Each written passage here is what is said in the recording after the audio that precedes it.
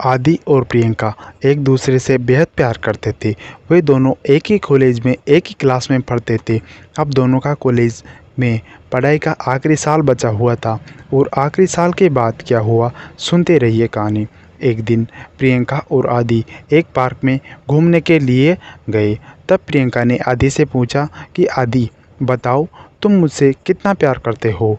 तुम मुझसे शादी करोगे भी ना, या फिर यूं ही प्यार तक ही सीमित रहेगा हमारा प्रेम? तभी आदि ने प्रियंका से कहा कि प्रियंका, आज तुम मुझसे यह कैसा सवाल पूछ रही हो? प्रियंका बोली, आदि, ये सवाल मैं आज तुमसे इसलिए पूछ रही हूँ कि अब हमारा कॉलेज का आखिरी साल है और मैं तुमसे बेहद प्यार करती हूँ और मैं मन ही मन तुम्हें सब कुछ अपना मान बैठी हूँ। तो अगर तुमने मुझे कभी छोड़ भी दिया तो भी मैं तुम्हें भूल नहीं पाऊँगी। यह कहते ही प्रियंका की आंखों में आंसू आ गए। प्रियंका को इस तरह रोते देख आदि ने सबसे पहले उसके आंसू पोंछे और अपनी बाहों में लिया और फिर उससे कहा कि अरे पहली, मैंने तुम्हें छोड़ने के लिए थोड़ी इतनी शिद्दत से चाहा है। हमारा प्यार जय जन्मों तक रहेगा और हाँ, मैं जल्द ही अपने परिवार को साथ लेकर आपके घर लेकर आऊँगा हमारी शादी की बात करने के लिए। यह सुनते ही प्रियंका बहुत खुश हो गई और खुशी के मारे आदि को बाहों में लिपट गई और फिर वो दोनों ही अपने घर चले गए। अब कुछ ही महीनों में दोनों के कॉलेज की पढ़ाई भी पूरी हो चुकी थी। अब दिन पर दिन आदि और प्रियंका का प्यार भी परवान चढ़ने लग रहा था। एक दिन आदि प्रियंका से फ़ोन कर दे कहता है कि प्रियंका, आज मैं अपने माता पिता के साथ तुम्हारे घर आ रहा हूँ तुम्हारे मेरे रिश्ते की बात करने। यह बात सुनकर प्रियंका बहुत खुश होकर आदि से कहती हैं कि आदि, आज तो तुमने मुझे सरप्राइज ही कर दिया। तुम जल्दी आ जाओ और जल्दी ही तैयार हो जाती हूँ। तो करीब 1 घंटे में ही आदि और उसके माँ बाप प्रिया के घर पहुँचते हैं। लेकिन जब आदि प्रियंका के घर पहुँचा तो वो क्या देखता है कि प्रियंका का घर तो बहुत बड़ा है और मन ही मन वह सोचता है कि शायद प्रियंका के पिताजी बहुत अमीर हैं, लेकिन हमारा परिवार तो इनके आगे कुछ भी नहीं है। यह सोचते हुए आदि ने प्रियंका के घर की बेल बजाई। बेल बजाते ही प्रियंका समझ जाती है कि आदि आ गया। प्रियंका खुद जाकर दरवाज़ा खोलती हैं और वह आदि के परिवार का स्वागत करती हैं और उन्हें अंदर लेकर आती हैं। अंदर जाते ही आदि के माता पिता इतने बड़े घर को देखकर यह सोचते हैं कि पता नहीं प्रिया के पापा ये रिश्ता करेंगे या नहीं। तभी अचानक प्रिया के पिताजी भी आ जाते हैं और सभी के लिए नाश्ता पानी मंगवाते हैं। तभी आदित्य के पिता ने और प्रियंका के रिश्ते की बात शुरू की।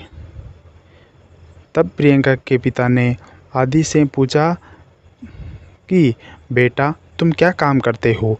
तब आदि ने बड़ी ही प्यार से कहा कि अंकल जी, मैंने रेलवे में बड़ी पोस्ट में फॉर्म भर रखा है और मैंने उसके पेपर भी दिए हैं और बस अब रिजल्ट आना बाकी है, वो भी जल्दी आ जाएगा। तभी प्रियंका के पिताजी ने अब फिर से पूछा कि उस रेलवे की पोस्ट पर तुम्हारी सैलरी कितनी होगी? तो आदि ने कहा, अंकल जी, यही कुछ 40,000 के आसपास। यह सुनते ही प्रियंका के पिता ने आदि से गुरूर भरे स्वभाव से कहा, क्या बस 40,000? अरे 30,000 तो मेरी बेटी 10 दिन में खर्च कर देती है और तुम्हें शायद ये भी नहीं पता होगा कि मेरी बेटी प्रियंका हर हफ्ते 8 से 10,000 की बाहर शॉपिंग के खर्च कर देती हैं। यह सुनते ही आदि के पिता ने भी गुस्से से प्रियंका के पिताजी से यह कह दिया कि आपको अपनी धन दौलत बड़ी गुरूर हैं, ऐसा है, रखिए अपनी धन दौलत अपने पास और अपनी बेटी की शादी की करोड़पति लड़के से करवाना। तभी वो अपने बेटे आदि का हाथ पकड़कर यह कहते हैं कि चलो बेटा, हम तेरा रिश्ता कहीं और करवा देंगे। तभी आदि प्रियंका के पिता के आगे हाथ जोड़कर कहता है कि अंकल जी, मैं आपकी बेटी से बेहद प्यार करता हूँ और प्रिया भी मुझसे बेहद प्यार करती हैं। तो अंकल प्लीज़ रिश्ते को पैसे की नज़र से ना देखें और इस रिश्ते को अपनी मंजूरी दे दीजिए। और आपसे वादा करता हूँ कि आपकी बेटी को ज़रा भी दुखी नहीं रखूँगा। प्रिया भी बोल उठी कि पिताजी, मैं भी आदि से बहुत प्यार करती हूँ और मैं उसके सिवा किसी और से शादी नहीं करूँगी। प्रियंका के पिता गुस्से मत तो ही, और यह सुनकर गुस्सा और बढ़ गया और बेटी की एक थप्पड़ मार दी। तभी प्रिया रोती हुई अपने कमरे में चली गई। वहीं आदि और उसके माता पिता बहुत निराश होकर वहां से चले गए। कुछ ही समय बाद प्रियंका के पिता ने प्रिया की एक बड़े घर में शादी तय कर दी और उन्होंने 1 महीने में ज़बरदस्ती प्रिया की सगाई करवा दी। उधर आदि रेलवे में नौकरी भी लग चुकी थी। तब एक दिन अचानक प्रियंका ने आदि को फ़ोन करके ये कहा कि आदित्य, तुम आदि कहाँ चले गए थे? मैंने कितनी बार नंबर मिलाया लेकिन तुम्हारा नंबर बंद जा रहा था और मैंने अपनी सहेली को भी कितनी बार तुम्हारे घर पर भेजा था मगर तुम्हारे घर में तो ताला लगा हुआ था। फिर मुझे तुम्हारा एक दोस्त मिला तो मैंने उससे तुम्हारा नंबर लेकर तुम्हें फ़ोन किया है। मेरे पिताजी ने मेरी सगाई ज़बरदस्ती ही किसी और से करवा दी है, लेकिन मैं तुम्हारे बिना नहीं रह सकती। तुम जल्दी यहाँ आ जाओ आदि, वरना मैं अपनी जान दे दूँगी। तब आदि ने कहा कि प्रिया, मैं भी तुमसे बेहद प्यार करता हूँ, लेकिन प्लीज़ तुम ऐसा कोई भी कदम मत उठाना कि जिसकी वजह से तुम्हारा घर वालों को शर्मिंदा होना पड़े।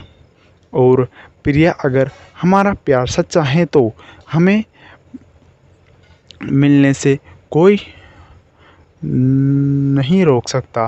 और प्रिया, अगर हमने घर से भागकर शादी भी कर भी ली तो तुम्हें पता है कि जीवन के आने वाले वक्त में हमारे बच्चे भी ऐसा ही करेंगे और तब सिवाय शर्मिंदा होने के हम सब कुछ बोल नहीं पाएंगे। इसलिए प्रियंका, हमें हमारे प्यार पर पूरा विश्वास रखना चाहिए और उस पर भी जिसमें हमने दोनों बच्चों प्यार करवाया है, दोनों सच्चा प्यार करवाया है। अब बस तुम वैसा ही करो जैसा तुम्हारे घर वाले कह रहे हैं। यह बात कहते हुए आदि ने आंखों में आंसू आ रहे थे, लेकिन उसके अपना दर्द छुपाते हुए प्रियंका को गलत कदम उठाने से बचा लिया। अब प्रियंका ने रोते हुए आदित्य से कहा कि आदि, मैं तुम्हारे कहने से अपने परिवार की बात मानकर यह शादी कर लूँगी, लेकिन ये बात याद रखना कि शादी करके किसी के पास सिर्फ मेरा शरीर ही जाएगा, मन और आत्मा तुम्हारे पास ही रहेगी। इतना कहते ही प्रियंका रोती हुई फ़ोन को काट देती हैं। उधर आदि भी बहुत रोता हुआ ज़मीन पर बैठ जाता है। अब प्रियंका को शादी का दिन भी आ गया। उसके घर तक लड़के वाले की बारात आ गई थी। तभी अचानक प्रियंका जब दुल्हन के जोड़े में सीढ़ियों से नीचे उतर रही थी, वैसे ही उसे चक्कर आ गए और वो चक्कर खाकर सीढ़ियाँ से घसीटती हुई नीचे की तरफ गिरती गई। प्रियंका के सर और पैर में बहुत ज़्यादा चोट लग गई थी और शायद उसके पैर की हड्डी भी टूट गई थी। तभी प्रियंका के पिताजी ने फ़ोन करके एम्बुलेंस बुलाया और प्रिया को तुरंत हॉस्पिटल में एडमिट करवाया। प्रियंका का इलाज चला, ये आदि तक पहुंची। यह खबर आदि तक पहुंची। आदि अपने परिवार और दोस्तों सहित हॉस्पिटल पहुंचा। आदि को देख प्रियंका के पिता बहुत गुस्से से आदि को देखने लगे, लेकिन कुछ बोल नहीं पाए क्योंकि वहां पर दूल्हे और उसके परिवार वाले भी मौजूद थे। कुछ ही देर बाद डॉक्टर ऑपरेशन रूम से बाहर निकला और बोला कि अब आपकी बेटी बिल्कुल ठीक है, लेकिन उसके पैर की हड्डी टूटने की वजह से अब उसका पैर हमेशा टेढ़ा ही दिखाई देगा। चलने फिरने में थोड़ी परेशानी आएगी, बाकी ठीक हैं। ज़रूर पड़े। शादी के बाद सुन प्रियंका के होने वाले ससुर ने इस शादी को इनकार कर दिया। तभी प्रियंका के पिताजी उसके आगे हाथ जोड़कर बोले कि अरे ऐसा मत करिए, आप इस शादी के लिए कैसे मना कर सकते हैं। सब तैयारियां हो चुकी हैं और अब आप एकदम वक्त पर अब इस शादी को मना कर रहे हो। कृपया समधी जी, आप इस शादी को मना मत करें। आप चाहें तो मुझसे 10 से 15 लाख रुपए ले लीजिए, लेकिन मेरी बेटी को अपना लीजिए। तभी दूल्हे के बाप प्रियंका के पिता का हाथ हटाते हुए बोला कि नहीं, ऐसा नहीं हो सकता। 15 लाख देकर आप हमारे बेटे को खरीदना चाहते हैं? नहीं, ऐसा हरगिज नहीं होगा। और प्रिया की शादी में अपने बेटे के साथ इसलिए करवा रहा था क्योंकि वो बहुत सुंदर थी, और अब तो उसका पैर ही टूट गया और हमारा यहाँ उसको अपशगुन कहते हैं, इसलिए अभी ये रिश्ता पूरी तरह से तोड़ता हूँ। यह कहकर वो अपने बेटे को लेकर वहाँ से चले जाते हैं। इस बात को लेकर प्रिया के पिताजी हॉस्पिटल में रोने लगते हैं और माथा पकड़कर बैठ जाते हैं। उनको अब वो सारी बात याद आने लगी जो उन्होंने आदित्य और उनके घर वालों को कही थी। जिस प्रकार धन के गुरूर से उनकी बेइज्जती की थी, उसी प्रकार आज उसी की बेइज्जती करके लड़के वालों बारात लेकर वापस लौट गए। इतने में नर्स प्रिया को स्ट्रेस पर लेकर कमरे से बाहर आती हैं। प्रिया अपने पिता को यूं मायूस और रोता हुआ देख खुद भी रोने लगती हैं। पिता ने प्रियंका को सब बताया कि अभी अभी तेरे ससुर ये रिश्ता तोड़कर चले गए हैं। तभी प्रिया अपने पिता को हौसला बढ़ाते हुए कहती है कि पिताजी, जो होता है अच्छे के लिए होता है, और रही बात दूल्हा और बारात की, तो बिल्कुल आपके सामने ही खड़ी हैं। प्रियंका के पिताजी ने आंसू पोंछते हुए सर उठाकर देखा तो सामने आदि और उसके माता पिता, दोस्त सब लोग हाथ जोड़े खड़े थे। तभी प्रियंका बोली, पिताजी, अब फैसले आपके हाथ में हैं। आपको अपनी धन दौलत के बराबरी वाला रिश्ता चाहिए या फिर आपकी इज्जत करने वाला और मुझसे सच्चा प्यार करने वाला, मुझे हमेशा खुश रख सके वैसा दामाद चाहिए। प्रियंका की पिताजी अपने किए पर बहुत शर्मिंदा थे।